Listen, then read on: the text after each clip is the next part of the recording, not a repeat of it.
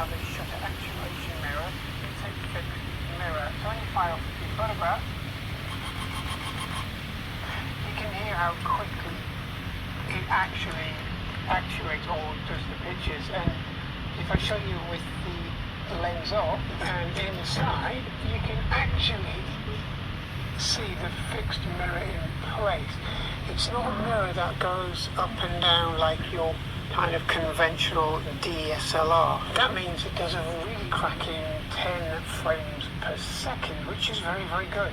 And it will capture most things. It does buffer somewhat, though, which kind of blunts it a little bit, but for kind of everyday normal use for the kind of things you're going to be putting this camera to, it's a very, very good system. Now, there are a few shortcomings of the electronic viewfinder on this camera, and one of them is the fact that when you pan, you are actually, when you're shooting subjects, so if you're doing very fast moving things, you're probably best setting up the shot first and then taking it, rather than trying to grab the camera and then grab the shot, because it doesn't work too well on that kind of side of it. So the camera itself is 24 megapixels. It's really good. It's nice to use. It has really fast actuations of the shutter, because obviously there's no mirror to lift up and down.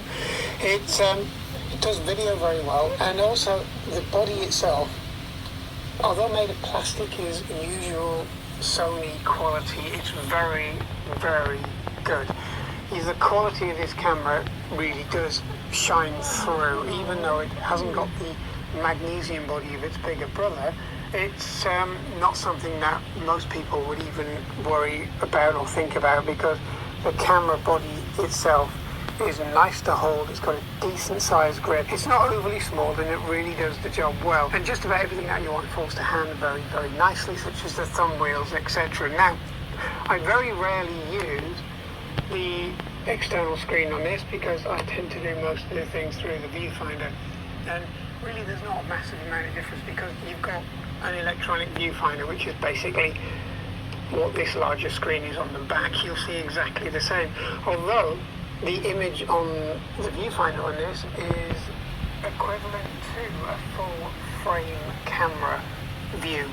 It doesn't cut anything. You see the viewfinder is small. It doesn't give a massive breadth and depth of field, and you kind of lose a lot in the viewfinder itself. So again, another plus point, this camera gets slightly overlooked, especially if you're in kind of the used market, or you want to buy the first kind of foyer into the mirrorless side, but you still like